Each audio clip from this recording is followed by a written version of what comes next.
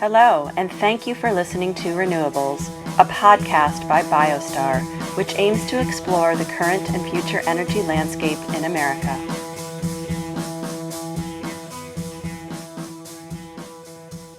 Hi, everyone. Welcome back to Renewables, and thank you so much for listening into this week's episode. We're very excited and honored to have Shira Parnes with VETAL Energy.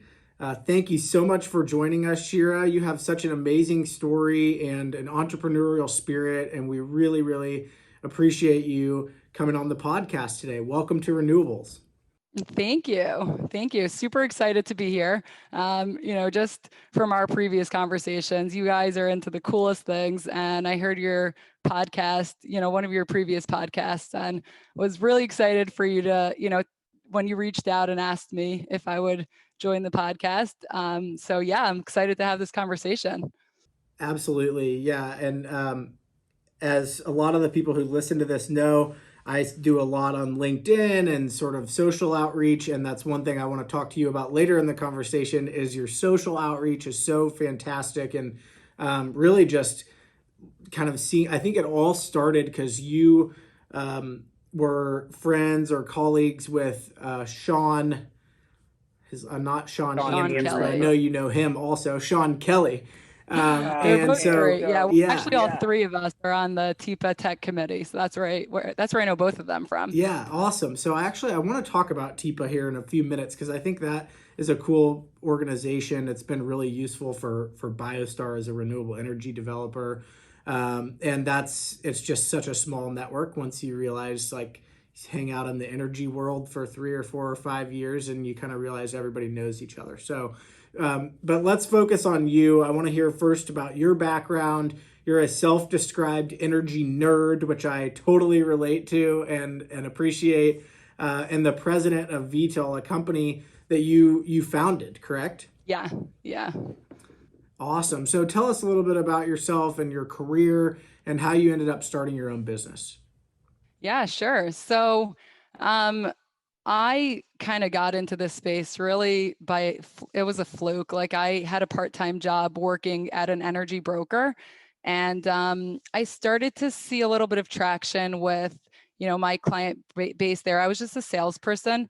And I started to see that, hey, maybe this could turn into something. And I was in college, but I was doing it, on the side. And I figured this might be there might be something to this. Let me give it a little bit more of my attention. And that was where the problem started. Because when I started to really spend a little more time in the energy space and trying to make sense of like what we were doing and really kind of immerse myself in it, I realized that I wasn't in the right company.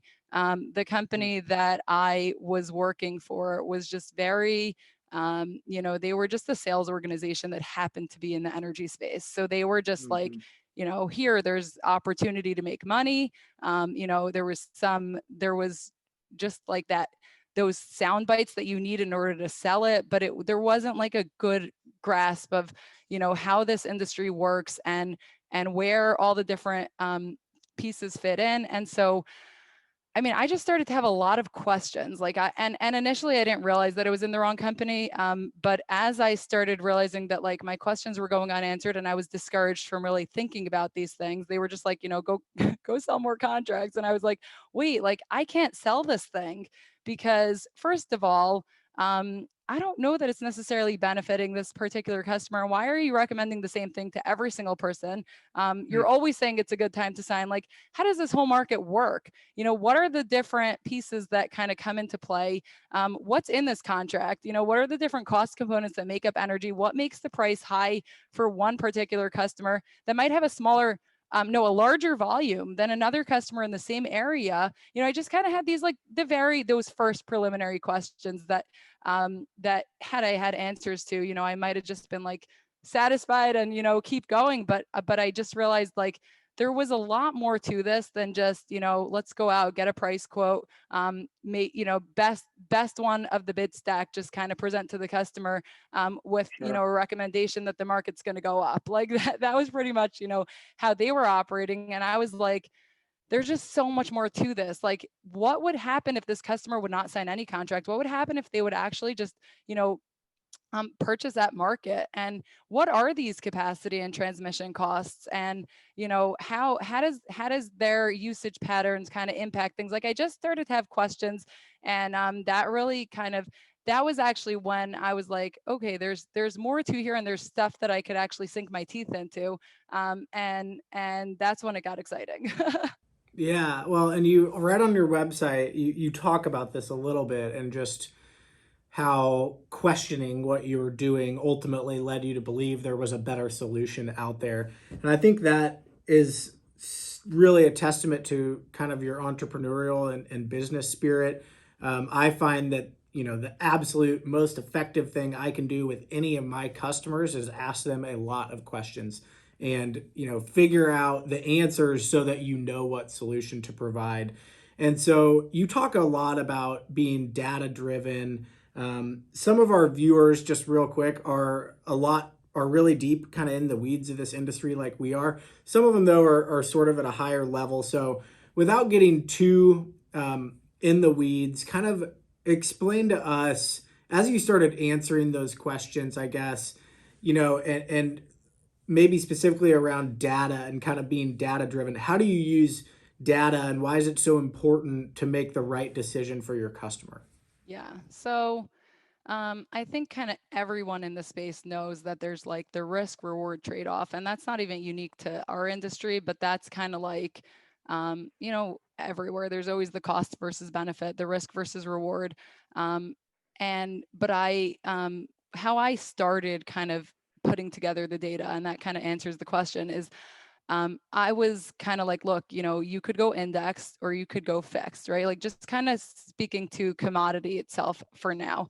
Um, and it was a question of, and then there was kind of like the block and indexes, a blended approach. But the questions were like, well, how much risk tolerance do you have? And Mhm. what do you prioritize? Like, is like cost certainty and budgeting more important to you than savings, or vice versa? And I just realized, like, people couldn't really answer that question because they didn't really know what it meant. Like, Sure. I mean, both are important. Like, everybody's kind of like, well, I want savings and I want protection, Right. and what I started to want to understand was, what would it look like if they had been market based over the last 10 years? Like, what would they actually have paid? And then Mm. how does that compare to the safety that you're, selling them? Like, what is the protection that they're getting? And like, how much are they kind of potentially paying for it in proportion to the risk? And really just looking at, like, in the worst case, what would this have looked like? In the best case for their load profile, because I mean, it's just a matter of, like, these markets are hourly based, and there's peak and off Sure. peak, and there's the even just by month, like, if they're weighted toward the summer months versus toward the winter months, or if they're more flat, like, these numbers just look very different. So I Mhm. kind of just was like, can we get their profile of usage, apply it to the data, to the market, and then kind of compare that to, on an annual basis, how does that look? um, Yeah. you know what is the current available fixed price look like compared with the worst case, the best case, the average? And then, you could get, like, some of our evaluation templates get really granular with, like, you know like, really, really specific. And then we kind of started to show our clients these numbers, but, obviously, they don't want to get into the weeds like we do, but Sure. just kind of like, we put it together in a way where they can see, like, what matters to them, and kind of help them make the decisions using their data, so that they're making informed decisions. They're not just, like, kind of throwing a dart on the wall and saying, well, I don't know. And the cool thing is, like, when I started to talk to people about this, like end use customers, I saw, like, light bulbs go off. Like, everybody was like, Yeah. we had these questions, but we kind of just settled for mediocrity because we never knew that there were answers. And I was like, no, Sure. there's no settling for mediocrity here, and kind of just going through. And that's where it started. And then, data now is like that's really just the basics. Like, data now is so much more, just looking at all the different cost components, and then also looking at, like, different you talk about renewables and looking at different efficiency measures and different kind of things that you could do, and really just looking at the data and how that's actually going to impact this load, and not just on a kind of um, what's their consumption now, what's their total price per kWh, and then just net that against what their consumption is going to be. And it's not just that like back of the napkin kind of analysis. There's just, you got to really like build it up from the bottom, and lay it out like that. Well, I love what you said about helping them make informed decisions, because as a salesperson who works, mostly in complex, long sales cycles, you really are always trying to find that right blend. They don't want to be the solar expert or the energy efficiency expert, but they want to know enough to make the right decision for their business. So, really appreciate that, and I think there's definitely some kind of synergies with respect to the way we work our customers and how it really starts in educating them and making sure they understand. Yeah, to really speak to that, like that's actually the like I think the crux of what we kind of like pride ourselves on. Like what we really focus on is we'll kind of look at all the data, try to make sense of it, look at all their options, look at all the different ways that they could structure this, especially once you're layering in like different solutions, and there's always so many, even if you're just looking at one kind of, whether it's just solar or whether it's just LEDs or an HVAC upgrade, or even if you're just looking at one end, for sure, if you're looking at multiple, there's so many different ways that you could kind of slice it. And the key for us is we have to kind of work, whether we don't pretend to be the subject matter expert in each of these things, but kind of like bringing in the right people to the table, having that back end kind of due diligence and analysis, and then kind of looking at, okay, what is it that the customer needs to pay attention to in order to make their decision? What are the things that they need to know in order for them, like, and then kind of laying out, like, these are the important things that you kind of have to consider and look at for you to make the right decision. So they don't have to get into the weeds. We have to get into the weeds. We just have to then know how to kind of simplify it and present it to kind of have the conversation around what they actually do need to pay attention to based on the findings, and based on all the numbers and stuff. So exactly like what you're saying. Yeah, it's really interesting, and it's complex. And so, but I want to go back to your journey for a little bit, because I really liked the way you told your story. And without, knocking your previous employers, you are, asking all these questions. I can imagine someone at that first energy brokerage you were at was like, why are you asking so many questions? Just go get them to sign the contract. And so tell us a little bit more about your journey and how you ended up starting your own company, because I really liked, I think you made a couple more stops right before you sort of took this leap of faith and started your own shop. Is that right?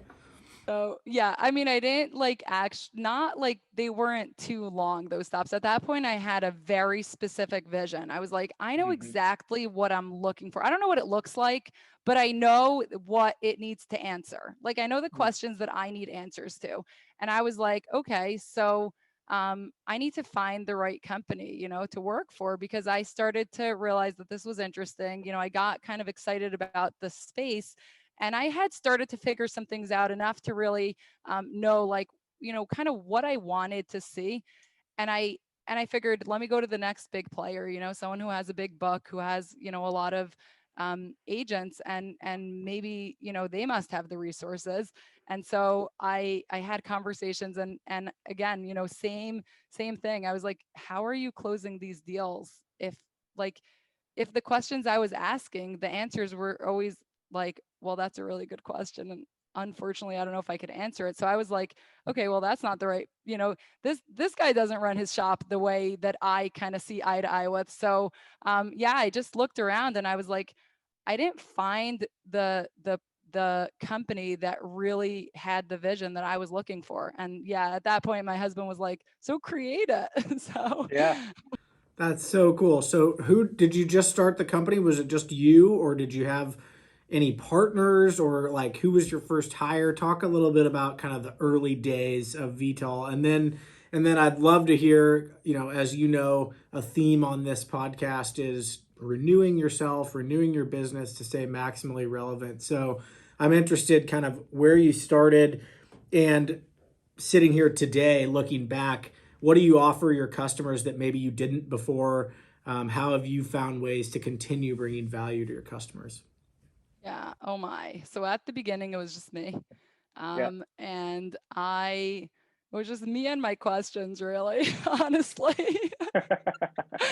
um, and like at some point, they brought on someone who's now an analyst for me. She was an amazing hire. Like she just knew her way around the computer and Excel in a way that I didn't. So I would kind of I would be like, okay, I have I have this idea. Like, what if we could like run a calculation that like compares this to that and then build this in and then, kind of like what if then we also, request this data, whatever it is, like, and kind of like now what would happen, and oh, let's Mhm. add another layer to this. And it was kind of like I just had these like conversations, and then she would get back to me with like, like an hour or two later with like this beautiful spreadsheet that kind of like had all the formulas, and I was like, how'd you do that? Like I literally thought Excel was like, I don't know, a way to like kind of keep your data organized. Like I did not know the power of it. Yeah.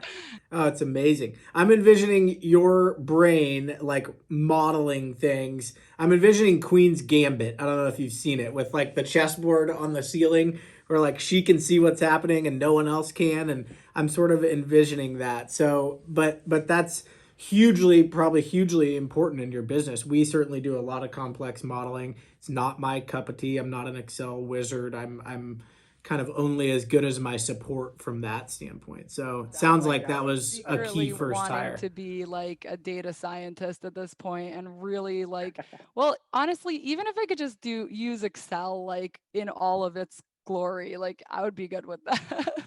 Yeah. Like Well, every time I want to look at something, it's like, oh, I could just do that. Sure. Like here, and they're just like flying around the keyboard. I'm like, what's that? This is so cool. It's like magical because it's literally like the things that were in my head kind of just like taking shape on the screen, yeah. and like then you could kind of you could just play around with it because it's just pulling in the data. So what if you tweak this? What if you like layer that in? Sure. It's really cool. Yeah. Yeah, So it's so amazing. we were just the two of us for a while. And for a little while, it was really not systematic. Like it was just, I need help. There's more going on here than I could handle. And I also wanted a better way of looking at things. Like, I mean, my spreadsheets were like a mess. They were like I had all the calculations that I needed to see, but I did it in like this, the most cumbersome way. Like I Right. didn't really know how to like use it.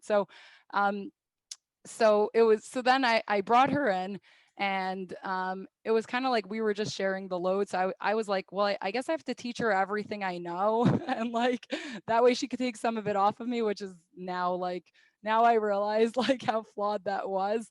Yeah. But that's kind of how we worked, and it wasn't the easiest because I was constantly like, well, where are we holding on this and where are we holding on that, and we didn't have like a good system and a good process and a good like kind of way of collaborating. So that was something that we learned like over time. I mean, at one point I like ramped up and I hired like 6 people like within a very short time frame, and I was just like, man, like we need to figure out our systems and our processes. And I took like a deep dive into that. And I mean, at this point, like that had been like a big focus for us, and like, be learning, developing our kind of the evaluation process and what the models look like.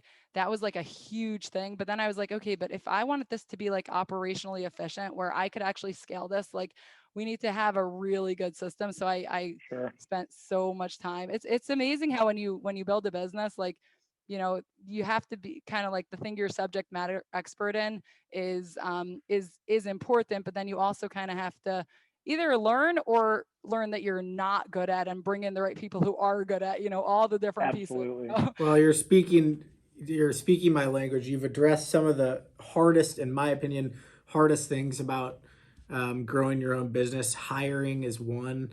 I think hiring is so hard. I love people, and I can find something interesting or exciting to talk about with pretty much any person that I meet. So sometimes I struggle because I really like someone, but that doesn't mean that they're necessarily the best, for that specific role. And so I've struggled with that. And then just echoing your sentiment about hire people who are smarter than you and who can do things that you can't, because it makes a world of a difference. And processes.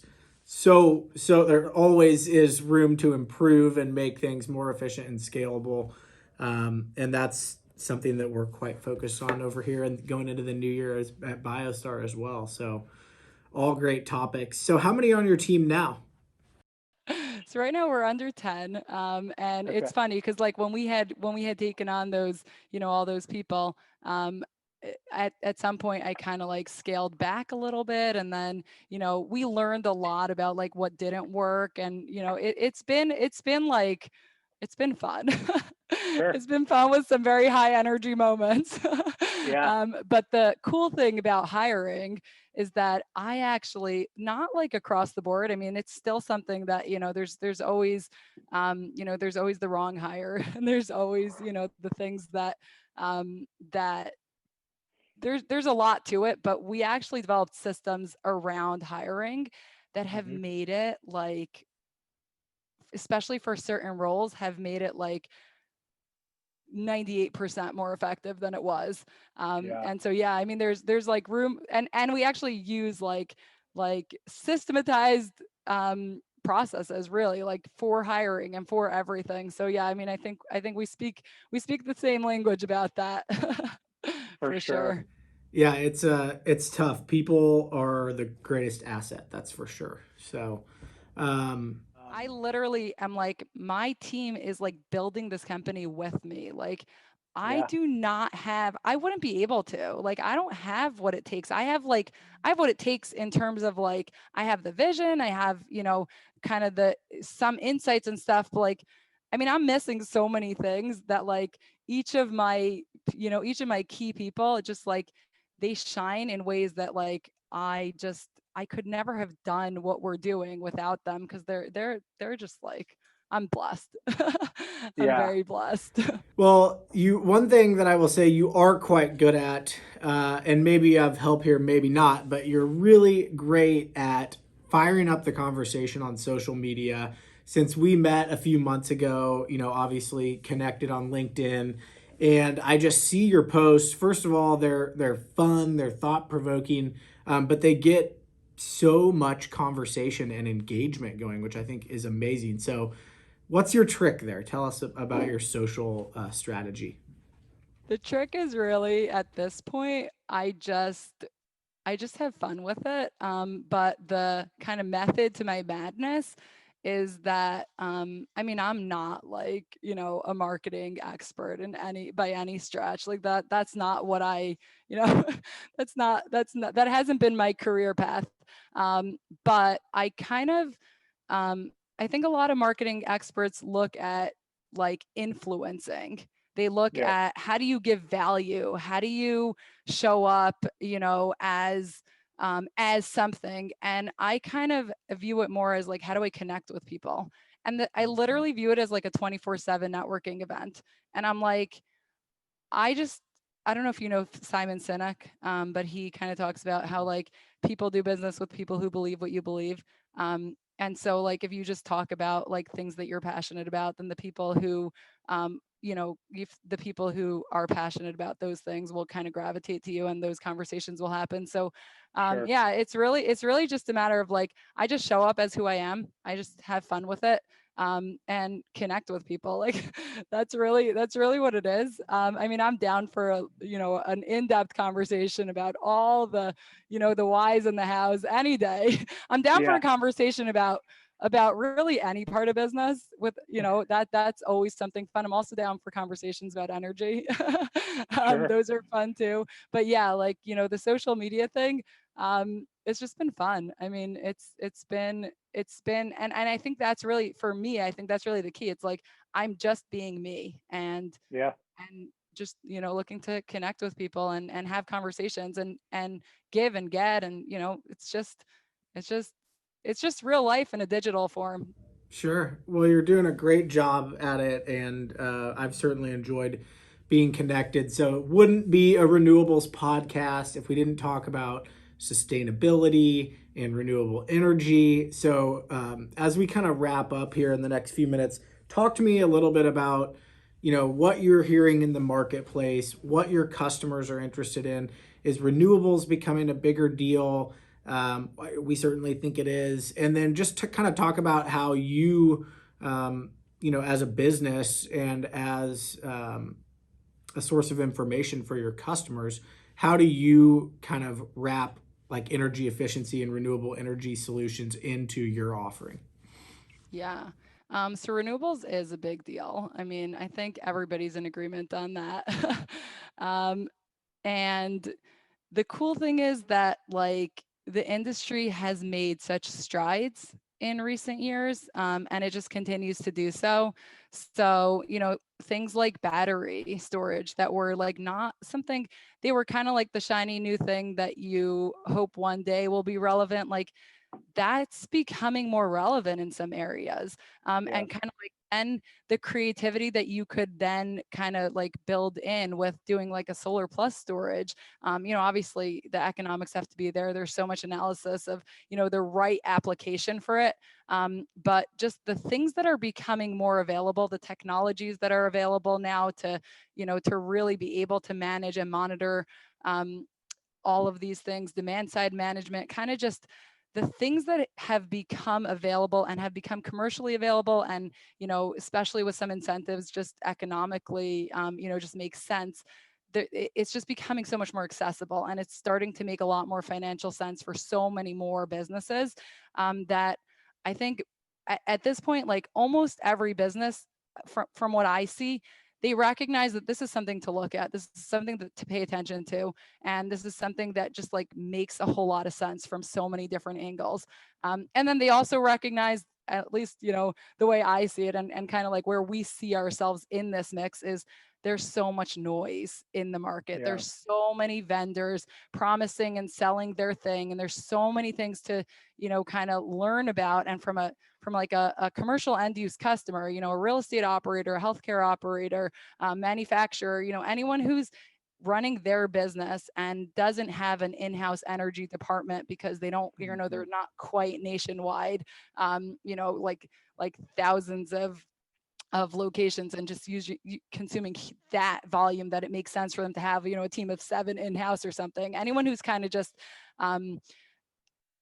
running their business, and they have really great people to make really good decisions, but they don't necessarily have the resources to really vet all the like noise, and kind of make sense of like what's real, what's not, how does it all compare, what really makes sense to us. You're selling one thing, but like, is that what we need, or is that just what you're selling and you're making the case that we could benefit from it, but like what if we could benefit more from the next solution. So it's kind of just like, being able to filter through what the options are, because there are just too many. There are too many for someone who isn't like immersed in this world to really be able to make sense of, and kind of analyze and evaluate and vet for their purposes. That's where I see like our, the thing that we love to do is kind of just really sit with them and look at what are all the options and which ones make sense, and kind of weed through it, and help them just come to that place of here's what, here, not because like someone sold this to us, but because we really evaluated and vetted everything, and this is what we need to be doing. And it's cool because, I think the conversation, like the solutions in these projects are just, they're big and they're exciting, and I think like everybody gets excited about them. I mean, first of all, just from the economics, a lot of these projects, I think it's exciting, but also it's just, I think people like to be involved in these kind of projects. Companies like to be doing these things, whether it's for sustainability or just that they're doing some big project. I just think there's so much interest, there's just so much excitement from people to like to be involved in these kind of projects, and to be Sure. like doing these things for their own businesses and for, for their own facilities. Yeah, and it feels like that's just ramping up. And in one of our previous conversations, I heard you say, think of us like your outsourced energy department or your outsourced energy team. And I loved that. And I think it's so important going into 2021 and beyond because, first of all, to the noise, if you knew how many times people had called me and said, I got a proposal for solar, it has a 4.5 year payback. Can you beat it? It's like, oh boy. Yeah, it's like, okay, no, and it's not right. So there's so much of that. But no, it's so important because I've talked to a lot of small and medium sized businesses this year, and particularly with COVID, being front and center, they're like, hey, we want to do solar. We know we need to do energy efficiency. And yes, my title has the word sustainability in it, but they just tacked state sustainability on after director of operations, real estate, and now I'm sustainability, right? And so the folks who don't have those kind of dedicated internal, corporate sustainability teams or ESG teams or whatever, pick your word and plug it in there. They are really, that doesn't mean that they don't want to be sustainable. It doesn't mean that they don't want to address their energy. It's just they don't have the resources to. So I think your role in the marketplace, only gets bigger and bigger and bigger. And I think it's really, really great for customers to have a resource like VETAL who can really, like you said, evaluate things across the board, help narrow the focus, and help really kind of drive impactful change. So I loved the way you described your company there. I think it's maximally relevant in today's market. You're seeing so many companies set these goals, right? They set big goals. I want to be carbon neutral by 2030, and but they haven't really looked into what does that look like? What does that mean? What do I have to do? And so certainly that's where you can come in and help. This has been a great conversation. Shira and I both have the gift for gab, so I was joking before this. Maybe this could be our first 60-minute podcast, but we've been on a little bit over 30. Everyone go and check out Shira. How do we follow you online? How do we find your company? What's the best way to stay in touch? So right now, LinkedIn is like, that's where I live. Just Shira Parnes. And hit me up. Let's have a conversation. That's really the best way. I mean, everything else is I that's where I spend all my time and all of my attention, besides for when I actually work, on the side. But Right. Awesome. Well, we really, really appreciate you making some time to come on the show. It's fantastic to know you, and I'm sure our listeners have enjoyed the episode.